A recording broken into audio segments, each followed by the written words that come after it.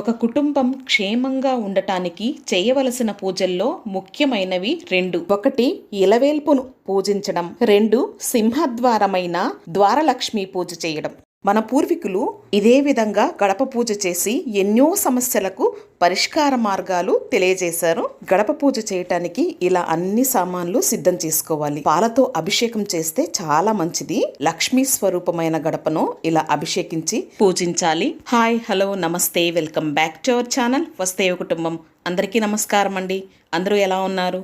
నేనైతే చాలా బాగున్నాను. మీరు కూడా చాలా చాలా బాగుండాలని, సర్వదా ఆరోగ్యంగా ఉండాలని ఆ లక్ష్మీనారాయణను మనసారా ప్రార్థిస్తున్నాను. ఇవాళ కూడా ఒక మంచి వీడియోతో నేను మీ ముందుకు వచ్చాను. వీడియోని ఎక్కడా స్కిప్ చేయకుండా ఎండ్ వరకు చూసినట్లయితే పూర్తి సమాచారాన్ని మీరు పొందగలుగుతారు. మార్గశిర మాసం లక్ష్మీనారాయణులకు ఎంతో ప్రీతికరమైన మాసం.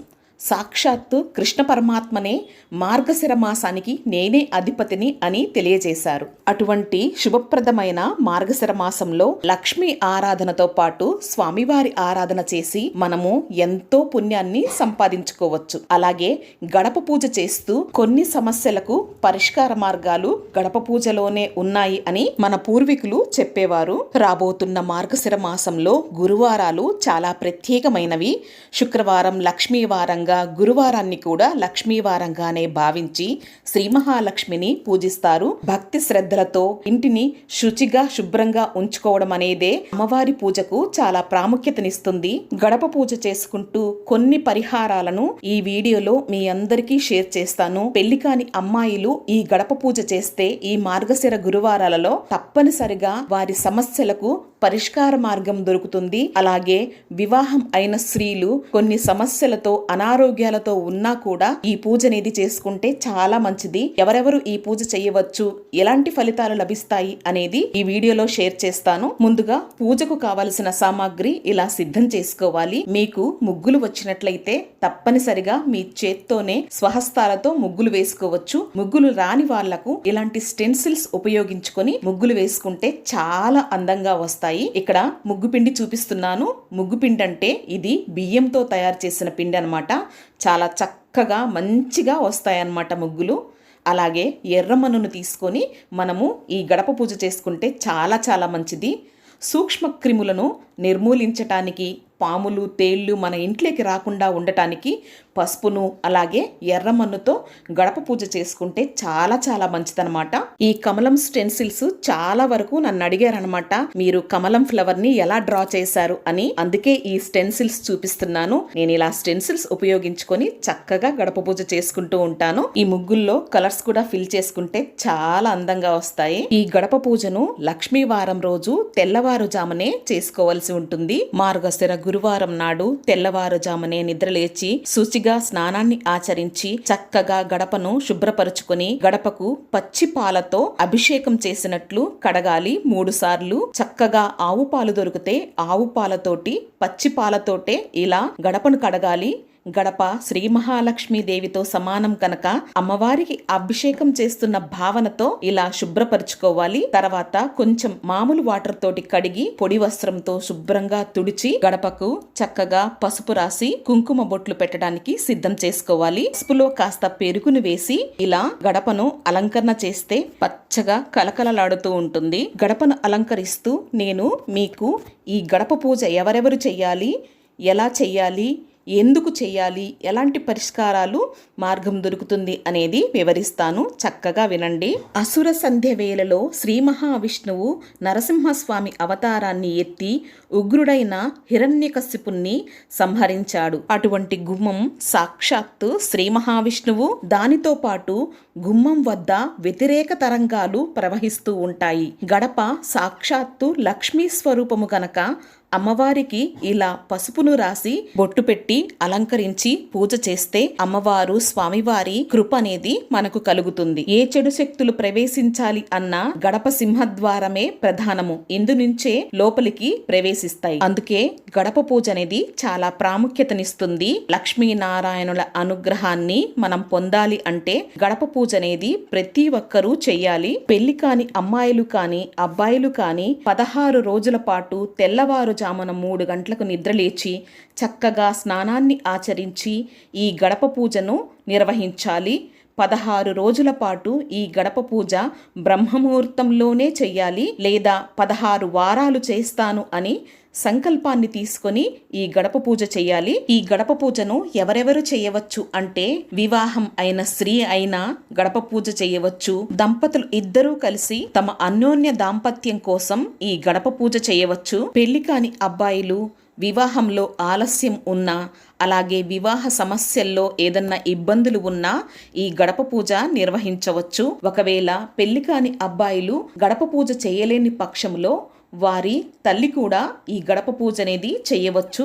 అయితే అబ్బాయి వస్త్రాన్ని తన భుజాన ధరించి ఈ గడప పూజ చేసుకుంటే అదే ఫలితాన్ని పొందగలుగుతారు. పూర్వసువాసినులు ఈ గడప పూజ చేస్తే రాబోయే జన్మలో వైధవ్యాన్ని పొందకుండా తన సంపూర్ణ జీవితం 3 తరాల పాటు సుమంగలిగా జీవిస్తుంది అని పెద్దలు చెప్తారు. గృహంలో ఏదన్నా సమస్య ఉన్నా, ఇంటికి సంబంధించిన సమస్య ఉన్నా, దంపతులు కోర్టు వ్యవహారాల్లో ఇబ్బంది పడుతున్నా, ప్రతి ఒక్కరూ ఎవరైనా వారి వారి సమస్యల్ని స్వామి అమ్మవార్లకు చెప్పుకుని ఈ గడప పూజ చేసుకుంటే వారి వారి సమస్యలకు తగ్గ ఫలితాన్ని తప్పక పొందుతారు. ఒక కుటుంబం క్షేమంగా ఉండటానికి చేయవలసిన పూజల్లో ముఖ్యమైనది 2 ఉన్నాయి. ఒకటి ఇంటి ఇలవేల్పు పూజ, 2 ప్రధాన గుమ్మానికి గడపకు పూజ చేసుకోవడము. ఇంటికి గడపను సింహద్వారమని, లక్ష్మీద్వారమని, ద్వారలక్ష్మి అని అంటారు. ఈ గడపకు పసుపు, కుంకుమ, పువ్వులు పెట్టడం వరకు చాలా మందికి తెలిసినదే. ఎందుకు చెయ్యాలో తెలియకపోయినా పెద్దవారు వారి నుంచి సాంప్రదాయంగా ఆచరిస్తూ ఉంటారు. గడపకు తోరణం కట్టడం దేవతలకు ఆహ్వానం పలుకుతారు. గుమ్మానికి తోరణం కట్టడం అంటే సుఖ సంతోషాలకు, దేవతలకు ఇంట్లోకి గౌరవంగా ఆహ్వానం పలకడం. ఎటువంటి అమంగళం ఈ గడపను దాటి ఇంట్లోకి రాకూడదు అని కోరుకోవడం. ఇప్పుడు ఈ గడప పూజతో కొన్ని సమస్యలు పరిష్కారము తెలుసుకుందాము. ముందు చెప్పినట్లు 16 రోజులు ఈ గడప పూజ పెళ్లి కాని అమ్మాయిలు చేసుకుంటే, జాతకంలో ఏదన్నా దోషం ఉన్నా, పెళ్లి సంబంధాలు ఎన్ని చూసినా కుదరకపోయినా, కట్నాల విషయంలో ఇబ్బందులు పడుతున్నా, ఏదో ఒక ఆటంకంతో ఆలస్యమవుతున్నా ఈ గడప పూజ 100% చక్కటి పరిష్కార మార్గము. పెళ్లి కాని అబ్బాయిలు కూడా ఒక చక్కని ధర్మపత్ని తన భాగస్వామి కావాలి అని ఈ గడప పూజ చేసుకోవాలి. 16 రోజుల పాటు నియమం తప్పకుండా గడప పూజ చేసుకొని స్వామి అమ్మవార్ల కృపకు పాత్రులవ్వచ్చు. అదే విధంగా చాలా మందిలో సమస్యలు ఉంటాయి. కొత్తగా ఇల్లు కట్టుకుంటారు, అప్పులు తీరవు, ఇంటిపైన పత్రాలు కోర్టులో వేస్తూ ఉంటారు, అలాగే బ్యాంకుల్లో తాకట్టు పెడుతూ ఉంటారు. ఇలాంటి సమస్యలన్నిటికీ కూడా గడప పూజ చక్కటి పరిష్కారము. ఇంటి యజమాని కానీ, భార్యాభర్తల్లో ఇద్దరిలో ఎవరో ఒకరు కానీ భర్త అనారోగ్యంగా ఉంటే భర్త వస్త్రాన్ని ధరించి భార్య ఈ గడప పూజ చేసుకోవచ్చు. సమస్యలు ఇలాంటివి అన్ని పరిష్కరింపబడతాయి. ఇప్పుడు గడప పూజ ఎలా చేయాలి అనేది తెలియజేస్తాను. గడపను చక్కగా పసుపు కుంకుమలతో అలంకరించుకొని ఒక చిన్న పళ్ళెన్ని తీసుకొని ఆ పళ్ళెంలో పసుపుతో వినాయకుడిని చేసి సిద్ధంగా ఉంచుకోవాలి.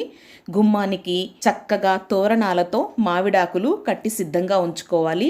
మామిడాకులు మనకు అందుబాటులో లేనప్పుడు ఇలా తమలపాకులతోటి చక్కగా అలంకరించుకుంటే సరిపోతుంది. గడపకు ఇరువైపులా దీపారాధన అనేది చేయాలి.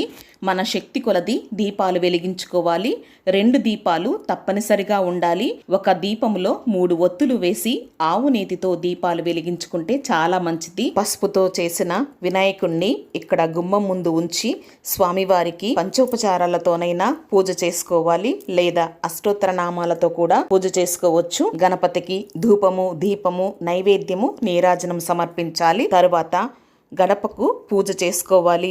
గడప దగ్గర దీపాలు వెలిగించి దీపాలకు పుష్పాలు అలంకరించి దీపానికి నమస్కారం తెలియజేసుకోవాలి. చక్కగా దీపాలు మనకు శక్తి ఉన్న కొద్దీ గుమ్మం ముందు కానీ గడప దగ్గర కానీ వెలిగించుకోవచ్చు. మన శక్తి అనుసారంగా చేసుకోవచ్చు. కార్తీక మాసం గనక ఎక్కువ దీపాలు వెలిగిస్తున్నాను. గడప పూజలో లక్ష్మీ అష్టోత్తర నామాలు, అలాగే వెంకటేశ్వర స్వామి అష్టోత్తర నామాలు చదువుకోవాలి. పుష్పాక్షింతలు సమర్పించి గడపకు ధూప దీప నైవేద్యం నైవేద్య నీరాజనాలు సమర్పించాలి. మన దగ్గర బెల్లం ఉన్నా లేదా అరటిపళ్ళు ఉన్నా లేదా కొబ్బరికాయ ఉన్నా గడపకి ప్రసాదంగా నివేదన చేయాలి. మన శక్తి అనుసారంగా ప్రతినిత్యము 16 రోజుల పాటు ఇదే విధంగా గడప పూజ చేసుకోవాలి. గడప పూజ చేసుకున్న ఈ 16 రోజులు మాంసాహారాన్ని స్వీకరించవద్దు. అమ్మ శ్రీ మహాలక్ష్మి మా మనోవాంఛలు నెరవేరాలి అని మీకున్న కోరికను చెప్పుకొని గోత్రనామాలు చెప్పుకొని అమ్మవారి పూజ చేసుకొని స్వామి అమ్మవార్లకు ప్రసాదాన్ని సమర్పించాలి. అలాగే కర్పూర నీరాజనాన్ని కూడా సమర్పించాలి. కుదిరితే కొబ్బరికాయను మాత్రం తప్పనిసరిగా కొట్టండి. ఎందుకంటే గడపకి కొబ్బరికాయ కొడితే పూర్ణ ఫలము సంపూర్ణ ఫలితం ఉంటుంది అని పెద్దలు చెప్తారు. నాకు తెలిసిన కొన్ని విషయాలు మీతో షేర్ చేసుకున్నాను. ఈ విధంగా పూజ చేసుకుంటే చక్కగా ఇంట్లో ఉన్నవారు కూడా సంపూర్ణ ఆరోగ్యంగా ఆయురారోగ్యాలతో అష్టైశ్వర్యాలతో తులుతూగుతారని మన పెద్దలు చెప్తారు. అందుకే తప్పనిసరిగా ప్రతి ఒక్కరూ ఈ గడప పూజ అనేది తప్పనిసరిగా చేసుకుని తీరాలి. మన ఇంటి దైవాన్ని ఇష్ట దైవాన్ని తప్పనిసరిగా పూజించాలి అని పెద్దలు చెప్తారు. పూజ అయిపోయిన అనంతరం ఈ ప్రసాదాన్ని మనం స్వీకరించాలి. పూజ అయిపోయిన వెంటనే వెళ్ళి పడుకోకూడదు. ఎందుకంటే తెల్లవారుజామున 3 నుంచి 5 లోపు ఈ పూజ చేస్తాము గనక మనకు నిద్ర వస్తూ ఉంటుంది. పూజ అయిన గంట వరకు నిద్రపోకుండా ఆ తర్వాత కావాలి అంటే పడుకోవచ్చు అన్నమాట. ఇదండి ఇవాళటి వీడియోలో గడప పూజ ఎలా చేయాలి, అలాగే ఎవరెవరు గడప పూజ చేయాలి, ఎలాంటి నియమాలు పాటించాలి, చేయడం వల్ల గడప పూజలో ఎలాంటి ఫలితాలు పొందగలుగుతారు అనేది ఈ వీడియో ద్వారా మీ అందరికీ షేర్ చేస్తాను. ఈ ద్వారలక్ష్మి పూజ ఈ మార్గశిర గురువారాల్లో మీరు కూడా ఆచరించి సత్ఫలితాలు పొందుతారని, మీరనుకున్న మనోభీష్టాలు నెరవేరాలని ఆ లక్ష్మీనారాయణులను మనసారా ప్రార్థిస్తున్నాను. ఐ హోప్ ఈ వీడియో మీ అందరికీ నచ్చింది అనుకుంటున్నాను. అలాగే ఉపయోగపడాలని మనస్ఫూర్తిగా కోరుకుంటున్నాను.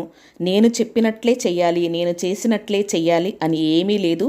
చక్కగా గడప పూజ చేసుకొని ద్వారలక్ష్మి అనుగ్రహాన్ని పొందుతారని మనస్ఫూర్తిగా కోరుకుంటున్నాను.